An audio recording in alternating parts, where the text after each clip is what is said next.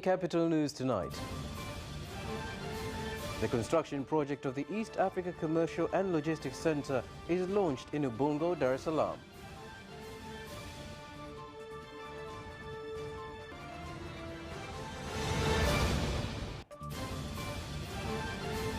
Parliamentary committees have been directed to follow up on action taken on recommendations made in the Comptroller and Auditor General's report.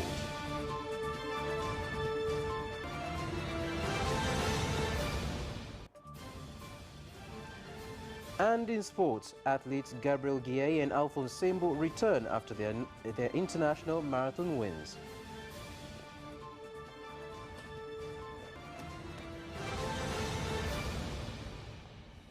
Good evening, ladies and gentlemen. This is Capital News at 9:30. My name is Carlos Banda. First, the national news.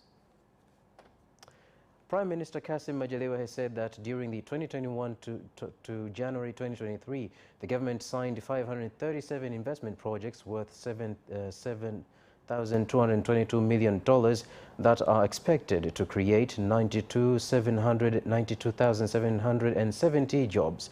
Prime Minister Kassim Majaliwa made the statement during the launch of the construction project of the East Africa Commercial and Logistics Center in Ubungo, Dar es Salaam. Kiwango hiki ni kikubwa kuwahi kuandikwa katika kipindi chote tangu nchi yetu ilipopata uhuru mwaka 1961. Serikali kwa upande mwingine imeendeleza ujenzi wa mradi wa eneo la viwanda kule Kwala mkoani Pwani yenye eneo la ukubwa wa ekari 2500 na mtaji wa dola za Marekani milioni 3 zinazotarajiwa kuwekwa. Aidha, kukamilika kwa mradi huo utawezesha uvutiaji wa viwanda 200 na ajira za moja kwa moja 100,000, ajira zisizokuwa za moja kwa moja 300,000 na kuzalisha bidhaa takriban za dola za Marekani bilioni 6 kwa mwaka mmoja. Uwekezaji katika eneo hili la Ubungo una thamani ya takriban dola za Kimarekani milioni 81,827,655.01. Ukiangalia kwa kiwango cha ubadilishaji wa fedha tukienda na shilingi 2,385. Uwekezaji kuhusu mradi huu East Africa Commercial and Logistics Center imezamilia kujenga mradi huu wa kimkakati linaoongoza ndani ya Afrika Mashariki kwa ajili ya biashara za huduma za bidhaa kwa kunakili modeli ya China ya soko la EU na soko la Guangzhou na Dubai Dragon Mart na kuleta hapa Tanzania.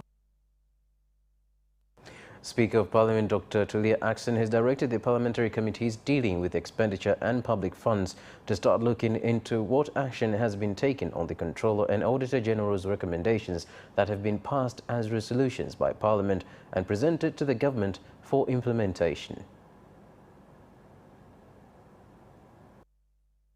Waheshimiwa Bunge, ili Bunge lipate mrejesho mzuri, ninaelekeza kwamba kamati zinazohusika mara baada ya kumaliza uchambuzi wake ziandae taarifa ambayo itawasilishwa bungeni wakati wa kipindi cha siku 6 za majumuisho ya budget kwa mujibu wa kanuni ya 124.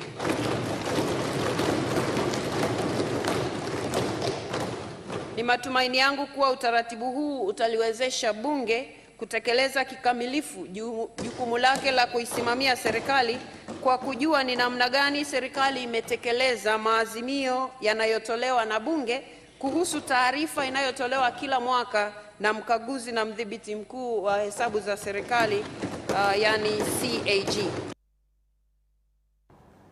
Meanwhile, contributing to the budget estimates of 1.1 trillion shillings for the Ministry of State, Public Management and Good Governance for the financial year of 2023-2024, members of Parliament, among other issues, advised the government to review debts of Air Tanzania Company Limited, ATCL. Muundo wa ATCL, mpango wake wa uwekezaji pamoja na masuala ya madeni yapitiwe upya kitaalamu. Ikiwezekana tufanye, sasa naomba nitumie lugha ya Kiingereza, tufanye restructuring ya madeni yake kwa kupitia benki. Baada ya kufanya hivyo, yatakayoonekana kwamba bado ni madeni au ni fedha ambazo tunahitaji kwa uwekezaji, tukope kwenye benki. Tunaweza kutumia benki yetu kama TIB. Tukope kwenye benki, halafu tucharge assets zote za ATCL kwenye benki, katika maana kwamba tuweke rehani assets zote. Mheshimiwa Spika, kuna nyumba watu wako 4.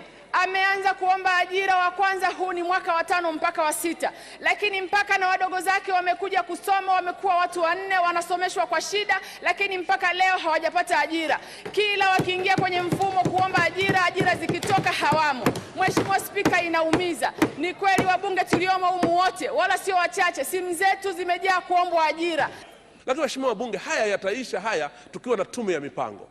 Na waheshimiwa wabunge, tume ya mipango inakuja, waraka umeshatayarishwa, mimi nimekwisha pitishwa, na ngojea kwenda baraza la mawaziri kitishwa, wakati wote naingia nao pale kwenda kuleta iletwe hapa na ipitishwe ndani ya bunge hili, kama spika ataruhusu na kutoa nafasi. Tuwe na tume ya mipango. That's why we are training teachers bila kujua mahitaji yetu. Na hata tukijua mahitaji hatuweki conditions za kujua tunahitaji nini na nini. Lakini pia hata katika sekta nyingine. Na ndio maana human capital is a very basic resource katika nchi. Bado inakuwa hatuijui sawa sawa kwamba tunaitaka nini, hatutaki nini. Na ndio maana tunahitaji reform kubwa. A journalist from Abood TV and radio station in Morogoro region, Emmanuel Victor, was killed in an accident after the car, a Toyota IST with registration number T204DNX he was driving to his home in Mkambarani area, overturned.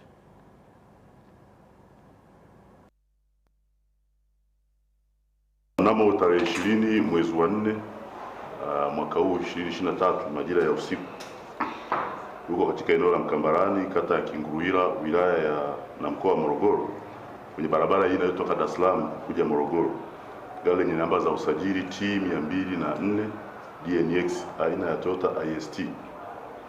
Hii ilikuwa inatokea upande wa Morogoro kuelekea Mkambarani, ikiendeshwa na dereva aliyefahamika kwa jina la Emmanuel Victor Hamza, ana umri wa miaka 41. Yeye huyu ni mfanyakazi wa Abood Media, yani mwandishi wa habari, na ni mkazi wa Mkambarani. Kwa hiyo alikuwa mwenyewe kwenye gari. Wakati anaendesha gari hilo, liliweza kuacha njia umbali wa zaidi ya mita 100 kutoka barabara kuu na kisha kupinduka, kuviringita na kusababisha kifo chake mwenyewe dereva kwenye eneo hilo la ajali. Kwa sasa mwili wa marehemu umehifadhiwa pale hospitalini kwa ajili ya shughuli zingine za kiuchunguzi. Ambaye alishakuwa katika kikao cha jana alikuwa na mipango mingi sana mwaka huu, lakini Mungu tu hakupenda. Lakini mipango yake tuliichukua na tutaichukua, tutaifanyia kazi. Alikuwa anaipenda ile taaluma yenyewe, alikuwa anaifanya kazi ile kila wakati, kwa maana yuko active. Kati ya vitu ambavyo nitavienzi na kuvikumbuka kwa Emmanuel Victor, habari mwenzetu, mwandishi mwenzetu, alikuwa ni mtu mkarimu sana, alikuwa ni mtu mchapakazi sana, na sisi Waislamu tunasema inna lillahi wa inna ilaihi rajiun. For the first time, a ship transporting containers as high as 176.88 meters has docked at the port of Mtwara, with the government saying that the arrival of the vessel will open up trade and transport opportunities at the port to neighboring countries of Mozambique and Malawi. Ni dhahiri kuwa kujua meli hii ni njia mojawapo ya kufungua milango ya makampuni ya wasafirishaji mbalimbali kutumia bandari ya Mtwara kusafirisha bidhaa zao, kwa kuwa kuna uhakika wa meli ya makasha. Aidha, kupitia tukio hili tunawatangazia pia majirani zetu, hususan nchi za Malawi na Msumbiji, kuwa huduma imesogezwa karibu na kwao. Leo tunaandika historia. Mizigo hii kama walivyosema wengine ni transshipment, itakaa hapa lakini itaondokea hapa kwenda katika nchi zingine. Hili si jambo dogo. Kwa jambo hili tutaweza kuongeza uchumi wa mkoa, lakini na uchumi Celebrating today this new project of CMAC here. And also we work hard with other companies Mtwara through the expanded Mtwara. Songea was mentioned earlier in one of the speeches, and we work also with these companies that are shipping in mining. And also in the future we want to increase our presence in the work with cashew-nuts, who are in cashew-nuts region, and we are supporting this in relation to French industry. So it is a big relationship with Mtwara. Now coming to this specific.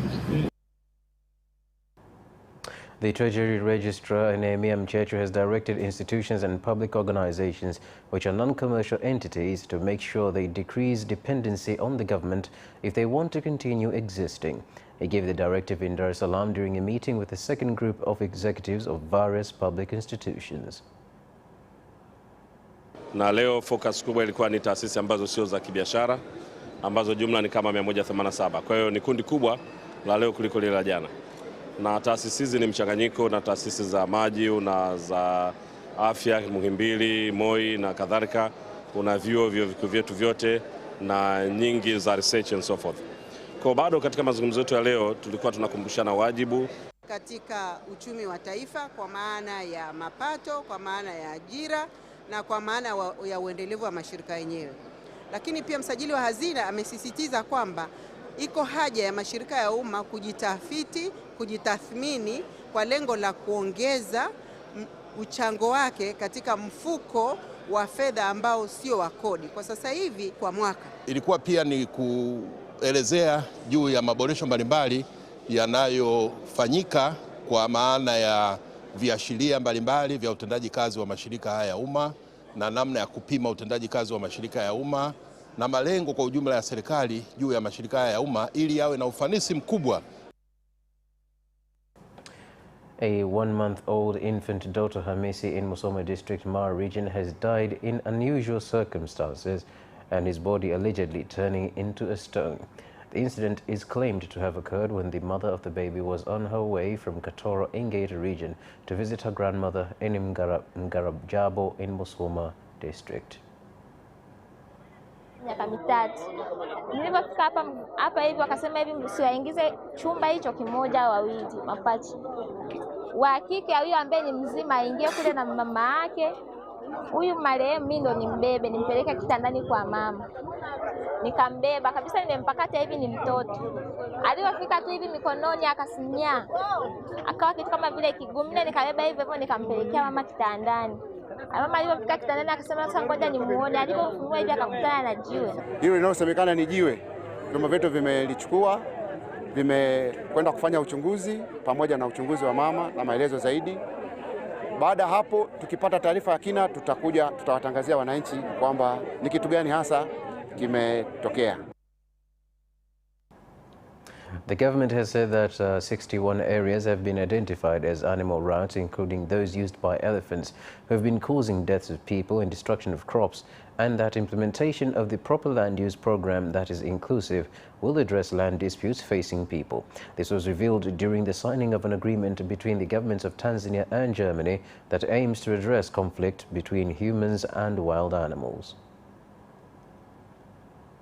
Tunaweka mipango mikakati ya kuhakikisha kwamba vilio vya wananchi wanaozunguka katika maeneo ya hifadhi ambao wamekuwa wakiathirika sana na wanyama wakali kwa sababu ya mazao yao kuliwa, lakini pia kwa sababu baadhi ya Watanzania kufariki kwa sababu ya kukanyagwa na wanyama au kwa sababu nyingine mbalimbali ambazo zimeleta madhara makubwa kwa wananchi. Kuwa na vifaa, kutakuwa na mafunzo, lakini tutengeneza vikundi vya wananchi kwa maana ya village game scouts. Yani hawa ni askari wale wa vijiji, tutawapa mafunzo ili sasa ungane na askari wetu katika kuhakikisha kwamba wanadhibiti wanyama wakali na waharibifu. Lakini vile vile tutajenga vituo. The numbers of animals have grown again. We have more elephants, we have more lions and all that, and then the population is growing as well, so inevitably it will clash. But to help this success to not falter now, you've said conservation is about the people, and yes it is, but the contribution for the people, so the development for the people comes from the animals. So we need to protect the animals to have contribution in the fight against climate change. And that marks the end of the national news. We'll take a short break and return for international stories.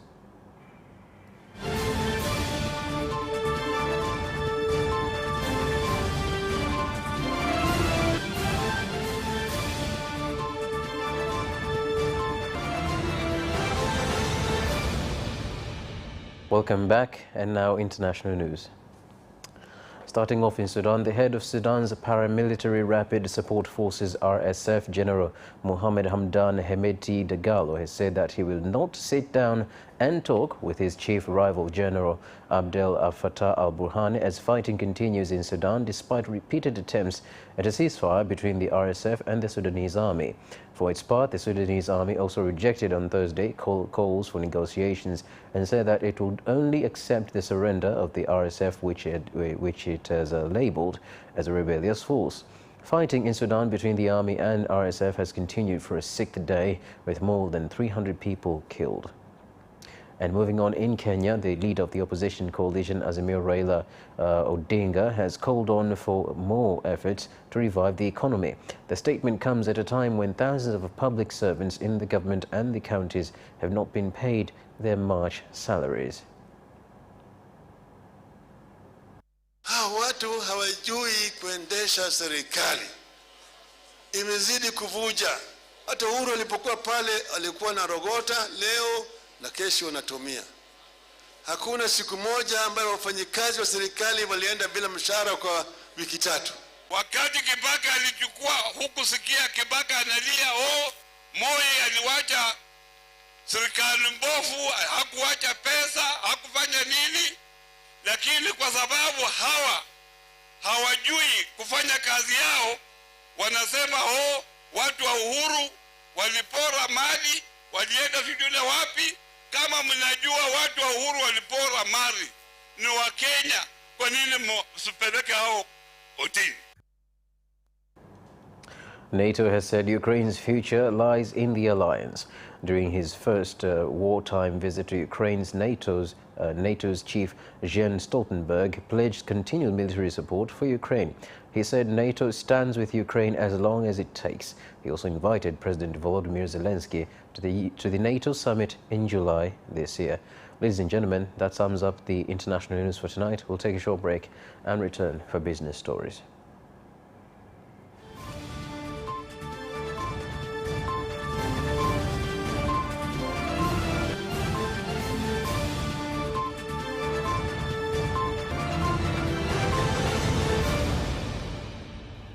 Glad to have you continue joining us, and now business news. Tomato farmers in Kilimanjaro region have complained that some agricultural input agents have been selling counterfeit pesticides, a situation that has caused them to incur heavy losses due to poor harvests. Lengo letu kwanza ni kufanya kazi na mkulima mdogo, kumuinua mkulima wa chini aweze kupata tija, hata kama analima robo eka, nusu eka, huyo ndo tunamlenga sana mkulima huyo. Tumfundishe tu ajue vizuri namna ya kulima, lakini akue kidogo kidogo aweze kupata tija kwa familia yake, tija kwa kaya yake. Najua wakulima wanahitaji kulima na wanahitaji kupata mitaji.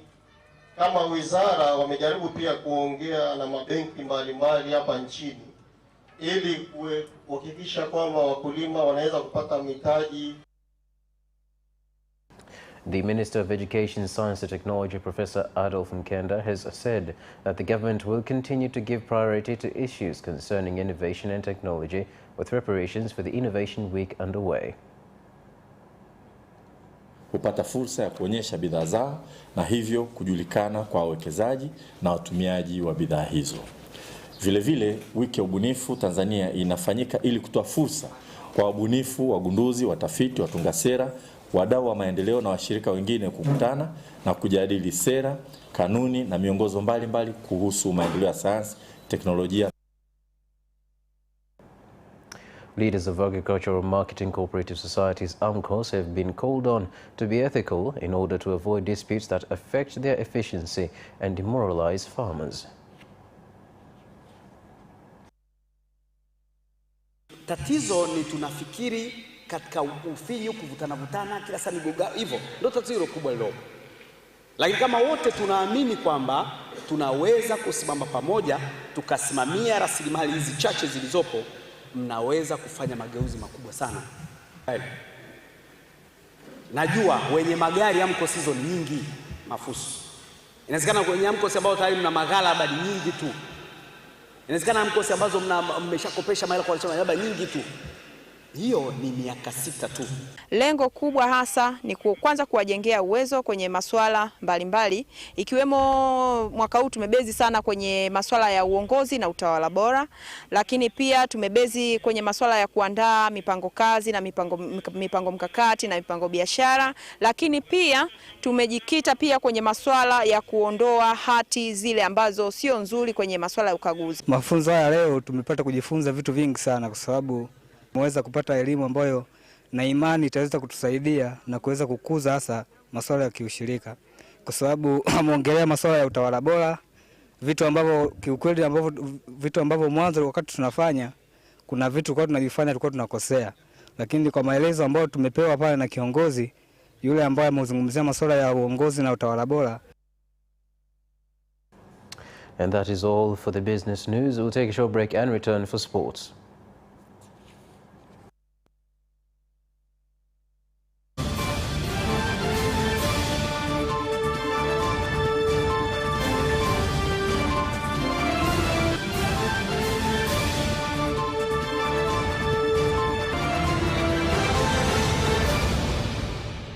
Glad to have you back, and now sports news. Athletes Gabriel Guillet, who won a silver medal in the Boston Marathon in the US, and Alphonse Sembo, who came third in the Yangzhou Jihanzhen International Half Marathon in China, have arrived in the country and given a warm welcome by leaders of the Tanzania Athletics Association and stakeholders.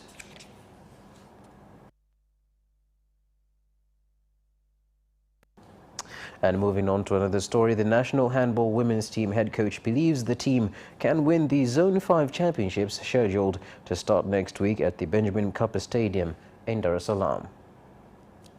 Tumetumia kupata timu mwaka huu ni utaratibu tofauti ambao tumezoea kutumia miaka ya nyuma, lakini pia haikuwahi kutokea timu kukaa kambini kwa zaidi ya wiki 3. Kwa hiyo watoto wana combination nzuri, wameshafahamiana, na mimi kama mwalimu nimeshajua nani atacheza wapi na tuweze kufanya kitu gani kwa uzoefu ambao tunao kwenye hizi nchi ambazo tunakutana nazo. The Mabibo Queens manager says his team lacks sufficient funds to compete in the regional league despite having enough talent in their squad. Katika msimamo. Na Mungu akipenda basi malengo yetu tumalize nafasi ya juu kabisa, kwa sababu timu ambazo zinavuka hapa ni timu 3. Kwa 3 tunaenda kushiriki mabingwa wa mikoa. Kwa hiyo na sisi tunataka katika nafasi hizo na sisi tuwemo. Na nina hakika kwamba nafasi hiyo lazima tushike. Inshallah Mwenyezi Mungu akijalia tutafika. Baada ya misimu miwili mbele basi tutaungana na wenzetu kwenye ligi kuu. Mike Leszek-Mikulski believes the current sports ministry and National Sports Council have his back in his quest to break the record of climbing Mount Kilimanjaro in 24 hours riding a bike. The project is an international one. So this project, Unaweza project, is going for the next 3 years. I'm under preparation for the last 4 years. You know, lots of things happen in Europe, all around the world, like a pandemic stuff, you know, the war in Ukraine. I'm from Poland, so all of that stopped all the organization because the companies, they've been worried what will be the future. But right now we are in the completely new situation, I think much better. Madam President of Tanzania is building up very strong. Okay, all the best to him when climbing the mountain with a bike. And that sports item ends our news bulletin for tonight. Thank you so much for watching us, and good night.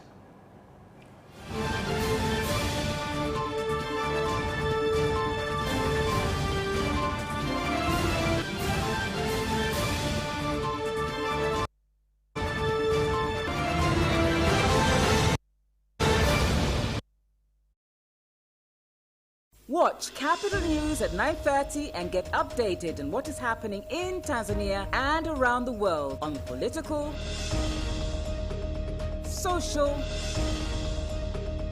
and economic issues and events, without forgetting business and sports news. You can get it all right here on Capital News at 9:30 from Monday to Friday on Zuku Channel 067, Digitech Channel 1103, and Facebook Capital Television Tanzania.